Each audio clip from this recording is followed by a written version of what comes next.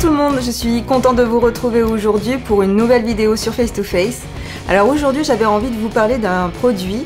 Alors ce produit c'est les Magic Stripe. Donc les Magic Stripe, qu'est-ce que c'est? Une sorte de petit adhésif que l'on vient placer juste ici au niveau de la paupière. Ce sont des petits adhésifs qui servent à justement remonter un peu les paupières tombantes. Ces petits patchs je les ai pas encore testés, donc là ça va être un peu un crash test. Alors là je suis sûre que ça vous intéresse beaucoup pour celles qui sont un peu dans le même cas que moi, voire qui ont la paupière encore plus tombante que la mienne. Pour ces patchs vous avez plusieurs tailles. Donc moi on m'a envoyé petit et médium, je sais pas s'il y a large, à mon avis peut-être. Je vais regarder un peu la taille qui me correspond, donc je vais ouvrir les paquets. Alors les petits se présentent comme ceci, sous forme de petites bananes. Et les médiums sont plus comme ça. Donc à mon avis ça doit plus dépendre non pas de la grandeur de votre œil, mais plus à mon avis de votre peau, si vous avez beaucoup de paupières tombantes ou pas. Donc moi j'ai pas énormément de paupières tombantes, donc je pense que je vais prendre les petits. Donc dans chaque paquet vous en avez quand même beaucoup. Vous voyez, vous avez vraiment de quoi faire. Donc je vais décoller un patch, très facile à décoller pour ça, pas de problème. Je vais prendre mon petit miroir. Donc vous voyez, moi j'ai déjà un petit double pli, ce qui montre que j'ai trop de peau à cet endroit-là. Il faut vraiment ne pas avoir de produit ou de matière grasse sur les paupières. Il faut vraiment le faire avant le maquillage et ne pas mettre de crème hydratante sur les paupières si vous voulez que ça tienne bien. En fait, c'est ce qui est conseillé. Et moi je vais venir placer le patch sur le double pli. Donc en fait, il faut vraiment mettre le patch en dessous du pli, pas au-dessus. Alors je vais peut-être le replacer, parce que j'ai l'impression que moi je ne l'ai pas mis au bon endroit. Je vais le mettre légèrement plus haut, vraiment dans le creux, et plus à l'extérieur de mon œil. On va voir ce que ça donne. Alors vous voyez, si vous le mettez trop haut, en fait ça ne fonctionne pas du tout. Je vais en prendre un autre parce que celui-ci commence à se décoller. C'est une première fois, après quand vous savez où les placer, vous êtes beaucoup moins hésitante que moi, forcément.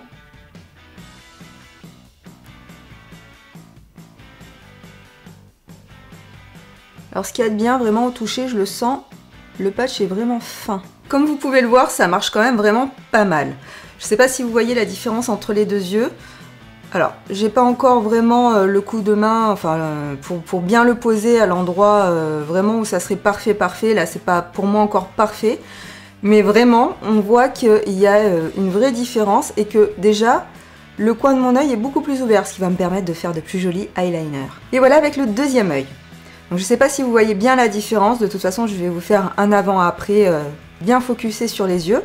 Maintenant ce que je vais surtout tester c'est de maquiller par-dessus parce que d'après ce qu'il est dit sur le site, on peut maquiller par-dessus et c'est ça qui est justement très intéressant. Alors déjà ce que je peux vous dire là, maintenant tout de suite, c'est que ces patchs, je les sens absolument pas sur mes yeux. Même au contraire, j'ai l'impression que je sens moins le regard lourd, je sens moins cette sensation de lourdeur que peuvent avoir les paupières tombantes.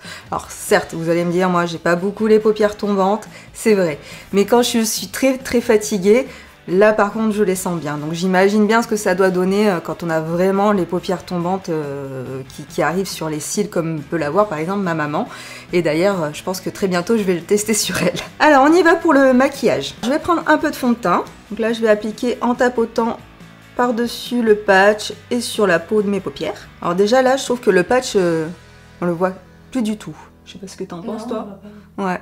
Émilie me dit qu'on le voit pas du tout. Alors vraiment avec le fond de teint déjà ça disparaît complètement. Parce que des fois on nous vend des produits soi-disant miracles et puis bon quand on les essaye on est très déçus. Alors là déjà avec le fond de teint imperceptible quoi. Tu fais réveiller. Hein? Je fais ouh. Oh là là. Salut. Ensuite je vais poudrer. Alors là vraiment je vous fais un maquillage type un peu tous les jours. Donc là je vais faire la structure. Donc justement on va voir si ça supporte bien les coups de pinceau. Alors je vais prendre un pinceau peut-être plus petit, parce que là je pris un petit peu gros. Moi ce que je veux voir surtout c'est si on travaille dessus, si ça se décolle. Alors il faut juste que je replace un peu cet œil là, parce que celui-là je l'ai un peu foiré. Mais c'est pas mal hein. Je vais mettre un fard à paupières nacré doré sur la paupière mobile. Franchement, j'ai beau passer des coups de pinceau dessus, ça bouge pas. Alors, par contre, là, c'est vrai qu'avec le fard à paupières doré, Je trouve que le patch il se voit un peu. Donc je me demande si c'est pas mieux d'utiliser quand même des fards à paupières mat. Parce que là on le voit quand même. Moi je le vois à la caméra. Tu me vois, regarde-moi. Moi je le vois pas. Hein. Toi tu le vois pas? Il faut que tu fasses comme ça quoi. Ouais. Bon, Émilie me dit que elle le voit pas. Donc ça reste encore discret. Mais je pense quand même que les fards à paupières mat, c'est quand même ce qu'il y a de mieux avec. Ok, maintenant je vais me faire un trait d'eyeliner parce que c'est vraiment là que j'ai le plus de mal avec mes paupières en fait. Quand je fais un trait d'eyeliner, je suis obligée de passer par-dessus le pli de ma paupière. Et souvent ça fait un peu dentelé, donc je suis obligée de retravailler mon eyeliner encore et encore pour avoir quelque chose d'assez droit et assez symétrique. Donc là on va voir si ça change quelque chose.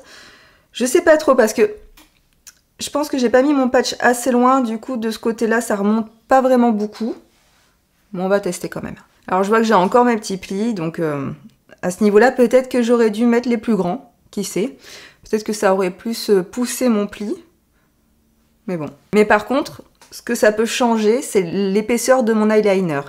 Peut-être que dans ces cas-là, justement, je peux faire un eyeliner plus épais et qui mangera moins ma paupière mobile, étant donné que ma paupière mobile est beaucoup plus dégagée. Ouais, effectivement, normalement, quand je fais un trait d'eyeliner de cette épaisseur, ma paupière mobile est déjà assez prise, alors que là, il me reste, je vois encore de l'espace. Donc c'est plutôt pas mal, je trouve. On peut se faire un bel eyeliner style Amy Winehouse. Bah, non, quand même, peut-être pas. Ah ouais, je vais faire un trait bien plus épais. Hein. Alors maintenant, je vais mettre un peu de mascara, bien sûr. On finit le maquillage, hein, tant qu'à faire.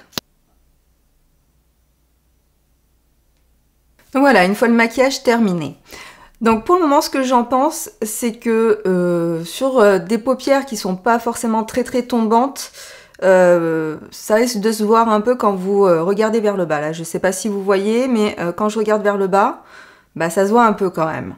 Après, je pense que c'est parce que j'ai mis un fard à paupières brillant par-dessus et que ça se voyait pas jusqu'à ce que je mette en fait ce fard à paupières. Donc je pense vraiment rester sur des fards à paupières mat pour que ça se voit le moins possible.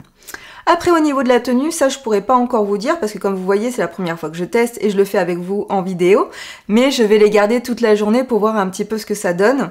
Et si vous voulez voir mon avis et savoir si ça tient bien toute la journée, je vous dis donc rendez-vous sur le blog. J'y ferai un petit article où je vous expliquerai tout en détail si vous n'avez pas tout bien compris ou si j'ai même oublié des choses dans cette vidéo. Souvent les articles c'est bien complémentaire aux vidéos, donc je vous invite vraiment à aller sur le blog.